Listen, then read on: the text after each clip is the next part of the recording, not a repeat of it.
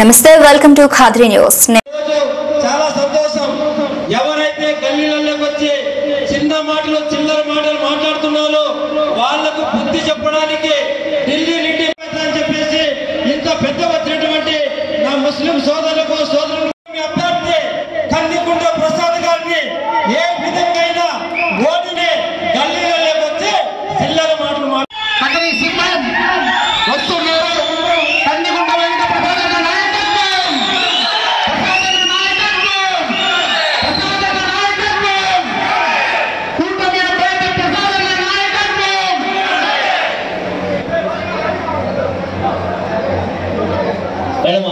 జగన్మోహన్ రెడ్డి గారి యొక్క కుట్రలు మనకందరూ తెలుసు.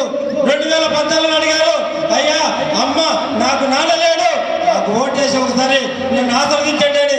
అరే ఈయనకి పరిపాలించే చేత కాదు, ఈ ఒక్కసారి ఈ యొక్క ఇడిపోయిన రాష్ట్రానికి చంద్రబాబు నాయుడు గెలిపించుకోవాలి, మన రాష్ట్రాన్ని అభివృద్ధి చేసుకోవాలని చెప్పేసి చంద్రబాబు గారిని ఆ రోజు ఎన్డీఏ కూటమిలో గెలిపించడం జరిగింది. ఆ రోజు గెలిచిన తర్వాత నరేంద్ర మోడీ గారు కేంద్రం నుంచి అనేక పథకాలు ఇచ్చి 1919లో నాకు చిన్నాయన లేడు, నాకు నాయన లేడు, నాకు ఇద్దరు లేదు, ఇద్దరిని కల్పించండి అని సానుభూతి చూపిస్తే మన వాళ్ళందరూ కూడా అతనికి సానుభూతి చూపించి కరుణించి ఓట్లేస్తే ప్రతి ఒక్క కులాన్ని ప్రతి ఒక్క మతాన్ని కూడా మోసం చేసినటువంటి వ్యక్తి. ఎప్పుడు కూడా రెండు వర్గాల మీద కానీ, రెండు కులాల మీద కానీ, రెండు మతాల మీద కానీ ద్వేషాన్ని సృష్టించి రాజకీయ లబ్ధి పొందాలనుకునేవాడు మనిషే కాడు అనేటువంటిది భారతీయ జనతా పార్టీ నమ్మేటువంటి. దురదృష్టవశాత్తు ఇక్కడ ఏమవుతుందంటే, ప్రత్యేకించి దక్షిణాది రాష్ట్రాల్లో వీళ్ళకు ఉండేటువంటి మీడియా కారణంగా, వీళ్ళకు ఉండేటువంటి డబ్బు కారణంగా మన మధ్య విద్వేషాలు సృష్టించడానికే రకరకాలుగా సోషల్ మీడియాని దీన్ని చూసి అవును నిజమేమో భారతీయ జనతా పార్టీ ఇట్లాంటిదేమో అనేటువంటి భావాన్ని కల్పిస్తున్నారు. కాబట్టి ఈరోజు కొంతమంది మైనార్టీలు అమాయకంగా వాళ్ళకు బలి అవుతున్నారు. వాళ్ళు మైనార్టీ సోదరుల్ని కేవలం ఓట్లుగా చూస్తున్నారు తప్ప నిజమైన అభివృద్ధి గురించి చూడలేదనేటువంటి విషయం నేను చెప్పాల్సిన అవసరం లేదు. నిజంగా మైనార్టీ సోదరులకు వాళ్ళు డెవలప్ చేసింటే ఇప్పటికీ పంచర్ షాపుల్లోనూ లేకపోతే వేరే దాంట్లో గుమాస్తాలుగా ఉండాల్సిన పనిలే. వాళ్ళు చెప్తున్నది ఏంటంటే మైనార్టీ సోదరులకు మేము చేసిండేటువంటి దానికన్నా ఇంక ఎవరు చేయలేదని కాంగ్రెస్ పార్టీ ఎప్పుడో చెప్తూ ఉంటుంది. ఒక్కటే ఒక చిన్న ఉదాహరణ చెప్తే ఎందుకంటే పెద్దవాళ్ళని తీసుకోవాలి. ఇంతకుముందు సోదరుడు అన్నట్టుగా నేను ఓపెన్ ఛాలెంజ్ చెప్పగలుగుతాను. ఓపెన్ ఛాలెంజ్ ఎవరికైనా సరే, అది వైఎస్ఆర్సీపీ వాళ్ళకి కానీ, గతంలో కాంగ్రెస్ లో ఉన్నటువంటి ముస్లిం మంత్రులకు కానీ, ముస్లిం నాయకులకు కానీ, భారతీయ జనతా పార్టీ అభ్యర్థిగా పార్థసారథి యొక్క పాలనలో ఏ ఒక్క మైనార్టీ సోదరుడికి కానీ పొరపాటు జరిగి ఉంటే చెప్తే రాజకీయాల నుంచి తప్పుకుంటానని చెప్పేసి నేను బహిరంగంగా చెప్పగలుగుతా. అది సాధ్యంగా అయినా లేదంటే ఇక్కడ ఉండేటువంటి మిగతా నాయకులతో అయినా. మనిషి అన్నటువంటి వాడు పక్క మనిషిని ప్రేమించాలి. వాస్తవంగా చెప్పాలంటే ఇస్లాం మతంలో మేము అయ్యప్ప స్వామి మాలధారణ వేస్తాం 40 రోజుల పాటు, కానీ మేము ఆహారం తీసుకుంటాం. అదే రంజాన్ సమయంలో కనీసం మంచినీళ్లు కూడా తాగకుండా, ఎంగిలి కూడా మింగకుండా 40 రోజుల పాటు కఠిన ఆహార దీక్ష చేసేటువంటిది ఇస్లాం మతం. ఇస్లాం మతంలో ఉన్నటువంటి గొప్పతనాన్ని కూడా హిందూ మతం ఎప్పుడు కూడా గౌరవిస్తూనే ఉంటుంది. ధర్మం అనేటువంటి దాంట్లో ఎక్కడ కూడా తేడా లేదు. ఇస్లాంలో ఉండేటువంటి దాన్ని కొంతమంది వేరే రకంగా చూస్తున్నారేమో కానీ భారతీయ జనతా పార్టీ కానీ క్రైస్తవులను మీరు వేరు వేరు అంటారు. మేము మాత్రం మీరు మేము అన్నదమ్ములమని చెప్పేటువంటి పార్టీ భారతీయ జనతా పార్టీ. గారి ఉన్నటువంటి హయాంలో వారి యొక్క ఇద్దరి యొక్క కలయికలో వేల కోట్ల రూపాయల నిధులు వచ్చాయి. మన స్కూల్స్ బాగుపడ్డాయి, మన పంచాయతీలు బాగుపడ్డాయి, మన రోడ్లు బాగుపడ్డాయి, నేషనల్ హైవేస్ బాగుపడ్డాయి. 2014లో కూడా చంద్రబాబు నాయుడు గారు భారతీయ జనతా పార్టీ కలిసి ఉండేటువంటి రోజుల్లో కూడా అనేక రకాలైనటువంటి షాదీకారాలు కానివ్వండి, అనేక రకాలైన డెవలప్మెంట్ కార్యక్రమాలు జరుగుతుంది. 2024లో మరొకసారి ఆ అవకాశం వచ్చింది. ఇక్కడ 100% నేను నా సర్వే ప్రకారం కందికుంట ప్రసాద్ గారి మీద ఉన్నటువంటి ఒక్క మంచి పాయింట్ అందరూ యాక్సెప్ట్ చేసేది ఏంటి, అది ఏ మతం వాడైనా ఏదో వాళ్ళు నిరాశ నిస్పృహతో వెళ్ళిపోతే నిరంతరం పార్టీ కోసం ఇక్కడ ఉండే ప్రజల కోసం పనిచేసే వ్యక్తిగా ఆయనకి అందరి యొక్క ప్రజల్లో గౌరవం ఉంది. దానికి సంబంధించి ఈరోజు గ్రామాల్లోకి వెళ్తుంటే అనేక మంది పార్టీలో జాయిన్ అవుతున్నారు. గతంలో కొంతమంది విభేదించి వెళ్ళిపోయేటటువంటి వాళ్ళు కూడా ఈ రోజు వాస్తవాన్ని తెలుసుకొని జాయిన్ అవుతున్నారు. बीजेपी मिनिस्टर शाहनवाज हुसैन भाई तशरीफ लाए हुए हैं। मैं उन सबको भी मुबारकबादी देता हुआ और उनमें से हमारा दिल का धड़कन, हमारा जानेमन, हमारा प्रसाद भाई का भी मैं दिल से शुक्र अदा करता हूँ। अजीजा ने मोहतरम, आप तमाम लोगों को मैं इस बात की इत्तला देना चाहता हूँ, पिछले कई दिनों से हर एक मुसलमान भाई एक सोच में पड़ा हुआ है कि ये एनआरसी क्या है, ये एनपीआर क्या है, ये सीएए क्या है, ये 4% का रिजर्वेशन क्या है। किधर भी देखो, जिधर भी देखो, जिधर से भी देखो, हर एक भी आता है और कहता है कि तुम मुसलमानों को भगा दिया जाएगा, तुम मुसलमानों को तकलीफ दिया जाएगा, तुम मुसलमानों को सीएए के नाम से कैद कर दिया जाएगा। मैं शाहनवाज हुसैन साहब से अदबन गुजारिश करता हूं, अरे जिसकी सोच हम सब सोच रहे थे उसका खुलासा करने के लिए आज केंद्र से एक शेर भी आया हुआ है, जिसके बारे में मुसलमानों को आगाह करके जाएगा। और जो सोच गंदी रखते हैं और जो हमें ये डराया जाता है, हमें ये कहा जाता है बस सियासत करने के लिए लोग आपको झूठ बोलते हैं कि भगा दिया जाएगा। मैं कसम खाकर कहता हूँ जिया हुसैन साहब से कि हिंदुस्तान से किसी भी हिंदुस्तानी को भगाने का कोई मैका लाल आज तक ना पैदा हुआ और ना पैदा होगा। तो मेरे भाइयों, वाईएसआर के बातों में धोखा मत खाओ, धोखा मत खाओ। आदमी जीतने के लिए सच्चाई की बयान करना है, वो लोग जीतने के लिए झूठ को जाहिर करते हैं। अरे वो हिटलर की जबान को इस्तेमाल करते हैं, जैसे हिटलर कहा कि झूठ को इतना बोलो कि वो सच हो जाए, ये ऐसे झूठ बोलते हैं। तो इसलिए अल्लाह के लिए मैं आप सबसे अदबन गुजारिश करता हूँ। आने से पहले प्रधानमंत्री की सभा में बिहार में गर्मी में मैंने कहा मैं कहीं जाऊं या ना जाऊं, प्रसाद जी के लिए वोट मांगने जरूर जाऊंगा। मैं आज यहाँ पर आपको कहने आया,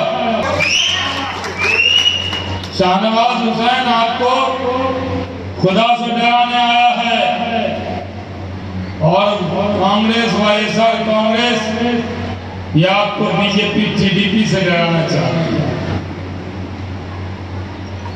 ये लोग डरा कर आपका वोट लेना चाहते हैं, या आपके बारे में गलतफहमी पैदा कर रहे हैं, या आपको डरा रहे हैं कि अगर बीजेपी आ जाएगी तो एनआरसी एनटीआर और सीए आ जाएगा। भाइयों बहनों, सीएए कानून बन चुका है, जगन मोहन रेड्डी ने उसका सपोर्ट किया था पार्लियामेंट के अंदर, और वो कानून है नागरिकता देने वाला कानून, यानी नागरिकता देने वाला कानून है।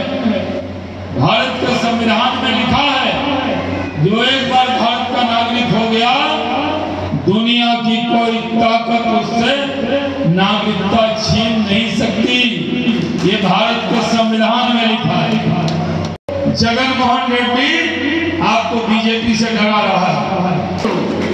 ये जब हुकूमत में रहते हैं तो मोदी से रखते हैं, मुसलमानों के बीच में आते हैं तो मोदी के खिलाफ बोलते हैं, दिल्ली जाते हैं तो मोदी के गले लग जाते हैं। आजादी के 75 साल बीत गए, खुदा का शुक्र है दुनिया में सबसे ज्यादा मुसलमान सुरक्षित है, वो मेरे देश भारत में। ఈ రోజు ఇక్కడ మన కేంద్ర మాజీ మంత్రి వర్యులు ఎందుకు వచ్చారంటే ఈ వైఎస్ఆర్ సోషల్ మీడియా ఈ 4% రిజర్వేషన్లు ఎత్తేస్తుంది, మైనారిటీలకు ఎన్ఆర్సీ సిఏఏ పెట్టి ఇబ్బంది పెట్టి దేశం నుంచి తరమేస్తారు. ఎన్ఆర్సీ సిఏఏ అంటే ఏమయ్యా? మనం ఏమైనా పాకిస్తాన్ నుంచి వచ్చినామా, లేదా ఆఫ్ఘనిస్తాన్ నుంచి వచ్చినామా, లేకపోతే ఏమైనా ఇతర దేశాల సౌదీ నుంచి దుబాయ్ నుంచి వచ్చినామా? మా పేరు కదిరి, మా ఆధార్ కార్డు కదిరి, మా రేషన్ కార్డు కదిరి, మా ఓటర్ కార్డు కదిరి, మేము కదిరి వాళ్ళం, మమ్మల్ని కదిరి నుంచి పంపిస్తారా? ఎందుకు ఇవన్నీ కాకండు స్టోరీస్ చెప్పేది, బెదిరించేసేది, ఎన్ఆర్సీ సిఏఏ అనేది? ఎవరికి సిఏఏ, ఎవరికి ఎన్ఆర్సీ? ఇండియాలోనే సస్తా, మేము భారతీయులుగానే ఉంటాం. ఎందుకే ఇవన్నీ కాకండు స్టోరీస్ చెప్పి మీరు మతం పేరు చెప్పి, మతం కులం పేరు చెప్పి ఓట్లు అడుగుతారు? నేను ఇది చేస్తాను, ఈ నియోజకవర్గ అభివృద్ధి చేస్తానని చెప్పి ఓట్లు అడగండి. ఒక విజన్ ఉన్న నాయకుడు ఈ కదిరి నియోజకవర్గంలో 20 ఏళ్ల పాటు 4 సార్లు 4 పర్యాయాలు కంటెస్ట్ చేసి నిలబడినటువంటి వ్యక్తి, మైనారిటీలకు ఏ జరిగినా ఏ కష్టం వచ్చినా నేనున్నాను అని ముందరకు వచ్చే ఏకైక నాయకుడు కందుకుంట వెంకట ప్రసాద్ అని చెప్పి ఈ సందర్భంగా ఒకటి చెప్పదలుచుకున్నా. అయ్యా 2004లో ఎవరు అభ్యర్థి, 2009లో ఎవరు అభ్యర్థి, 2014లో ఎవరు అభ్యర్థి, 2019లో ఎవరు అభ్యర్థి, 2024లో ఎవరు అభ్యర్థి? నాటకం ఉంటుంది, శ్రీకృష్ణ పద్యాలు పాడుతూ ఉంటారు. ఆ నాటకంలో ఒకటో కృష్ణుడు నిద్ర వస్తూ ఉంటుంది, ఒకటో కృష్ణుడు రామాయణ నిద్ర వస్తూ ఉంటుంది. ఆ ఒకటో కృష్ణుడు వెళ్ళిపోతాడు, మళ్ళీ 2వ కృష్ణుడు వస్తాడు, మళ్ళీ 3వ కృష్ణుడు వస్తాడు, అట్లా 4వ కృష్ణుడు. ఒకటే డ్రామాలో 5 మంది కృష్ణులు మారుతారు. అట్లా వైఎస్ఆర్ పార్టీలో 5 మంది క్యాండిడేట్లు మారిన ఒకే వ్యక్తులు తెలుగుదేశం పార్టీలో. అదే కందుకుంట బ్రాండ్.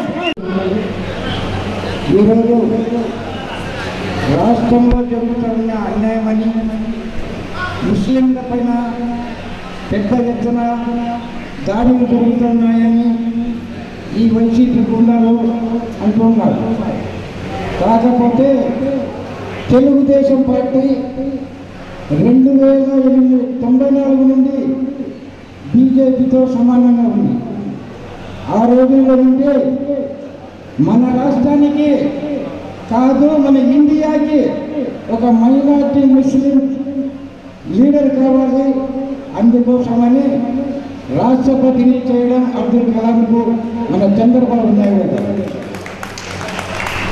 అట్లయితే మన నంద్యాల పట్టణంలో ముస్లిం మైనార్టీ కులానికి చెందిన ఒక నిండు కుటుంబం అబ్దుల్ సలాం అనే కుటుంబానికి పిల్లలతో సహా రైలు పట్టాలు కూడా కట్టేసి దారుణంగా చంపడము ఈ జగన్మోహన్ రెడ్డి చేసిన కర్తవ్యం. ఆ రోజు అబ్దుల్ కలాంని తెలుగుదేశం పార్టీ రాష్ట్రపతిని చేస్తే ఈ జగన్మోహన్ రెడ్డి అబ్దుల్ సలాం నందల కుటుంబానికి అతి దారుణంగా చంపిన ఘనత ఒక వైఎస్ఆర్సీపీగా జరుగుతుందని చెప్పి నేను ఈ సభాముఖంగా తెలియజేసుకుంటున్నాను. वही उम्मीद था मेरे को अकरम हाफिज साहब से अच्छा आ रहे ये गांव का आवाज माइनॉरिटी की तरफ से पूरा स्टेट में भी उनको आवाज देने का इरादा था मेरा, इसलिए उनको माइनॉरिटी सेल में अफसर स्पोक्सपर्सन बनाया। ऐसा लोगों को एनकरेज करते हैं तेलुगुदेशम पार्टी माइनॉरिटीज में भी। आजकल जमाना ऐसा चल रहा है कि कोई अजनबी आता सियासत मालूम करता नहीं, सियासत बोला तो इलेक्शन करना, कोई भी कीमत में इलेक्शन जीतना, ये नहीं होता। सियासत होते ये मुल्क के लिए, ये लोगों के लिए। यहाँ पे जितने भी लोग जी रहे इन लोगों का तकलीफ में से साथ देने के लिए, तकलीफों में साथ देने के लिए, उनका जिंदगी में बदलाव लेने के लिए हुकूमत का जरूरत है, सियासत का जरूरत है। ये सोच उन लोगों का बाहर है, ये सोच बिल्कुल नहीं है।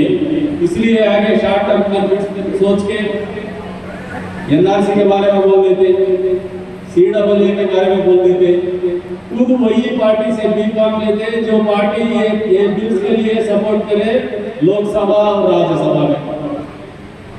उल्लू बनाना चाह रहे हमारा अभियान को दूसरों को नहीं, सही या गलत है? उल्लू किस लिए बनाना चाह रहे हैं? गैर मुसलमान को उल्लू बनाना नहीं चाह रहे, मुसलमान लोगों को ये उल्लू बनाना चाह रहे हैं। ये जहर जो है बदन में इंजेक्ट करने के लिए सोच रहे लोग, ये बिल्कुल गलत है। सियासत में सियासतदारों को जो इलेक्शन कंटेस्ट करते हैं, कम से कम इतना तो जानना कि ये मिट्टी हमारा है, ये वतन हमारा है, ये लोग हमारा है। बाद में आता मजहब, बाद में आता क्या, ये सब डिस्कशन सोच लीजिए। आज के दिन में जो आपकी बात ये मुद्दा उठा के एनआरसी का, सीएए का मुसलमानों में डर बिठाना चाह रहे हैं कि बीजेपी कुछ कर देगा। लास्ट मीटिंग में आप लोगों को यही समझाया था, वोटिंग पैटर्न इतना ही है। मुसलमान तेलुगुदेशम को भी सपोर्ट करना चाह रहे हैं, एनडीए अलायंस को भी सपोर्ट करना चाह रहे हैं, इधर जिताना भी चाह रहे हैं। ये इलेक्शन में मेजॉरिटी लोग एनडीए को वोट देंगे, कदरी न्यूज को से 100% जिताएंगे मुसलमानी बोल के मेरा उम्मीद है। लेकिन जो गलत फहमी दे रहे हैं बार-बार लोगों को, यही दे रहे कि बीजेपी के साथ है, कैसा दे रहे हैं बीजेपी ऐसा कैसा जुर्म कर दिया है आप लोगों को। एनआरसी सीएए के बारे में बोलते थे, వ్యాపారంతోనే జీవితం గడిపినటువంటి జగన్మోహన్ రెడ్డి ఆలోచన విధానానికి మీరు ప్రజలకు తెలియజెప్పండి. ఆయన కేసు నుంచి కూడా బయటపడేటువంటి ఆలోచన విధానంలో లాలూచి వ్యవహారంలో రాష్ట్రంలో పరిపాలన 4 సంవత్సరాల 10 నెలలు కూడా బీజేపీ సపోర్ట్తోనే ఇక్కడ పరిపాలన సాగించడం అనేది వాస్తవంగా కాదా ప్రశ్నించమని చెప్పేసి కోరుతున్నాం ముస్లింలు. అంటే ఎక్కడ కూడా ఆయనకు కమ్యూనిటీ మీద రిజర్వేషన్స్ గురించి మాట్లాడుతూ ఉన్నాడు.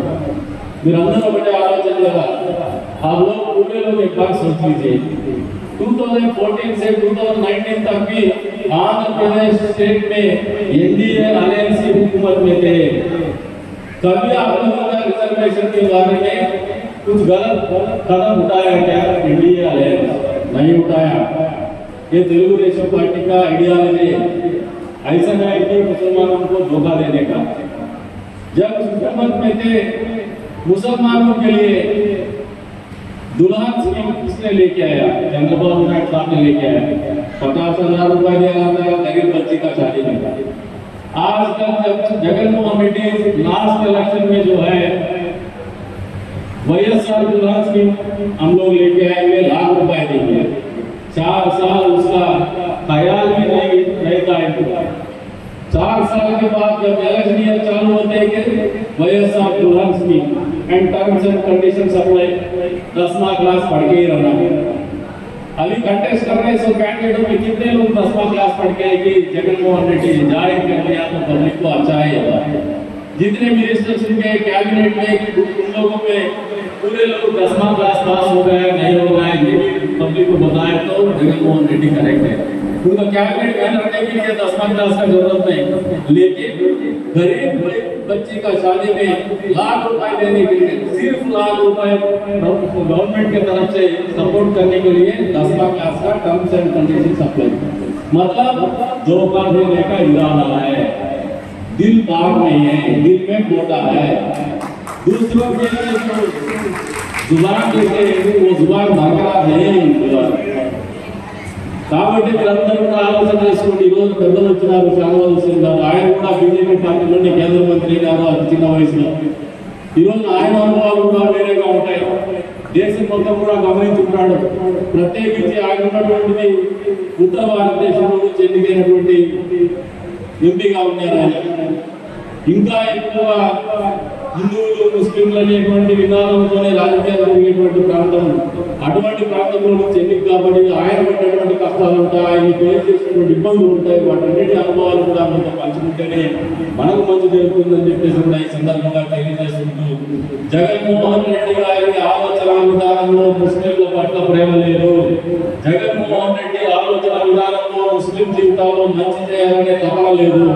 ముస్లింల రిజర్వేషన్ పేరు మీద మిమ్మల్ని మోసం చేయాలని ఆలోచన చేస్తున్నారు. తెలుగుదేశం పార్టీ, ఎన్డీఏ పార్టీ కూటమి అధికారంలోకి వచ్చిన తర్వాత కూడా ముస్లింల రిజర్వేషన్లకు వచ్చేటువంటి ఇబ్బంది ఏమీ లేదు అనేది వాస్తవం మీరు ప్రజలకు తెలియజెప్పని చెప్పేసి అంతేకాకుండా ఎప్పుడు కూడా ముస్లిం కుటుంబం యావత్ కూడా న్యాయ పట్టాలెక్కి సకుటుంబ సపరివారంగా ఆత్మహత్య చేసుకున్నటువంటి దాఖలాలు ఏ ప్రభుత్వం హయాంలో కూడా లేదు. కేవలం జగన్మోహన్ రెడ్డి ప్రభుత్వం హయాంలోనే జరిగిందనేది వాస్తవాన్ని తెలియజేస్తుంటాం. అంతేకాదు ప్రతి నియోజకవర్గంలో మేము గర్వంగా చెప్తాం, ఇక్కడ పాల్గొనడం ఉన్నాం. 10 సంవత్సరాల క్రితం వినాయక నిమజ్జనం పండుగ జరగాలంటే నిమజ్జనం రోజున అనవసరమైనటువంటి చర్చలకు తెరలేసేది. పిల్లల్ని రెచ్చగొట్టేటువంటి వాళ్ళు, ఇరుపక్షాలకు చెందినటువంటి పిల్లలు రెచ్చగొట్టేటువంటి వాళ్ళు, దానిని శాంతియుతమైనటువంటి వాతావరణంలో ఇరు వర్గాలు కలిసి నిమజ్జనం చేసే విధంగా చేయగలిగితే తెలుగుదేశం పార్టీ, ఇక్కడ ఉన్నటువంటి బీజేపీ నాయకులు మేము కలిసి చేసినటువంటి పరిస్థితులు మీరు మర్చిపోవద్దు.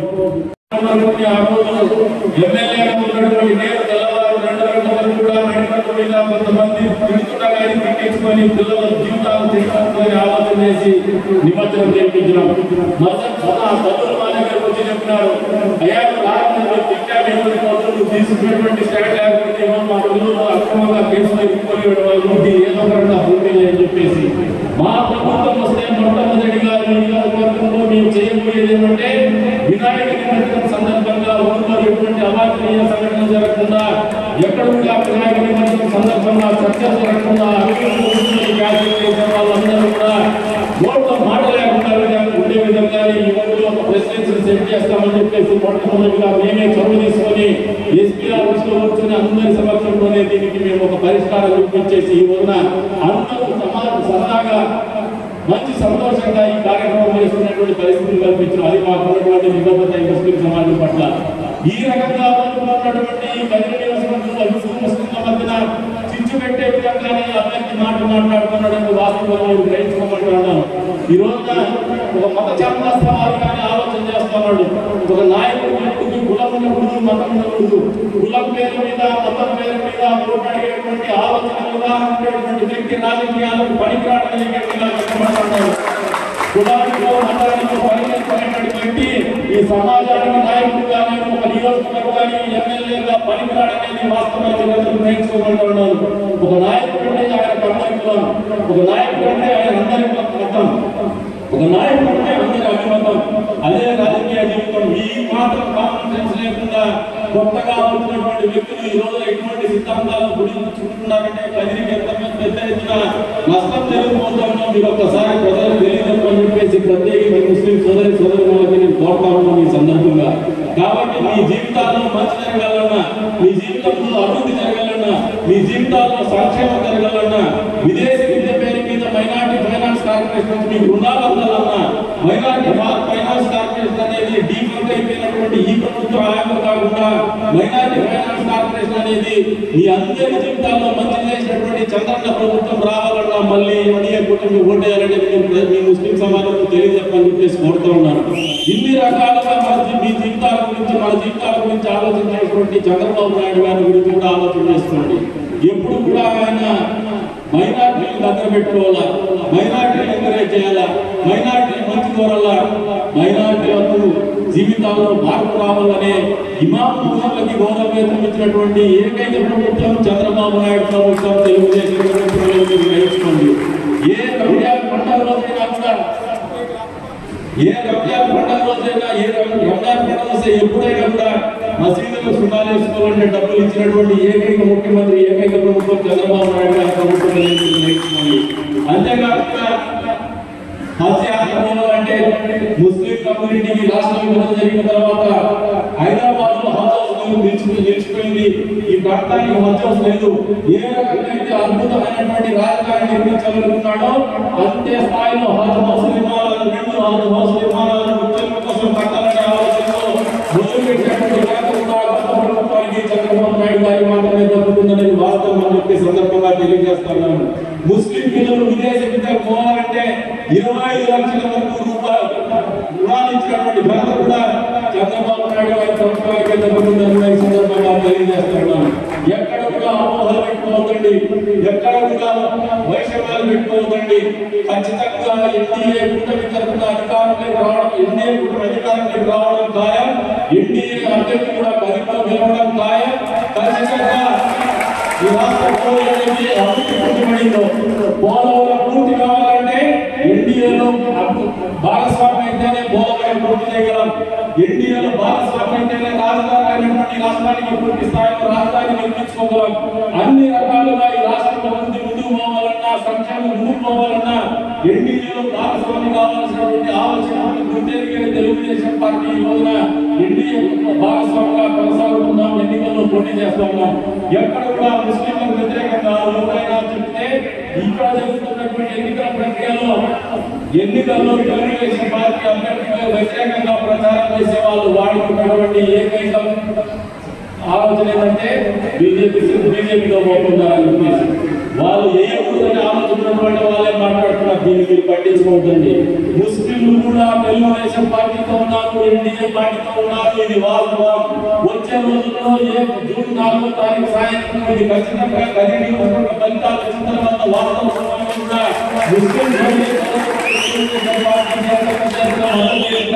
వాస్తవంలో బయటకు వస్తాయి. ఈ రోజున ముస్లిం సమాజంలో కూడా ఉంది.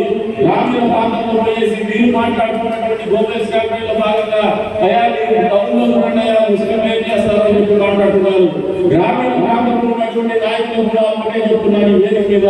వాళ్ళు పది నియోజకవర్గంలో ఉన్నటువంటి ముస్లిం సమాజం చైతన్యవంతమైనటువంటి సమాజం, నాగరిక సమాజం, సభ్యులతో ఆలోచన చేసేటువంటి సమాజం, ఈ సమాజం బాగుండాలని ఆలోచన చేసేటువంటి వ్యక్తులు ఉన్నటువంటి ముస్లిం సమాజం ఇది.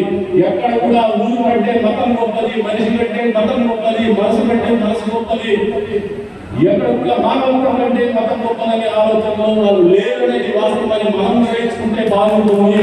మనం అదే ఆలోచనలోనే వాళ్ళని నమ్ముతాం, నమ్మకం నేర్చుకుంటాం, మరింత దగ్గరగా ఉంటాం, మరింత నమ్మకాన్ని కలిగిద్దాం, మరింత విశ్వాసాన్ని కలిగిద్దాం. తద్వారా భవిష్యత్తులో వాళ్ళు కూడా మనకంటే మంచి పౌరులుగా వాళ్ళు ఎట్లాగోగానే మంచి పౌరులుగా ఉన్నారు.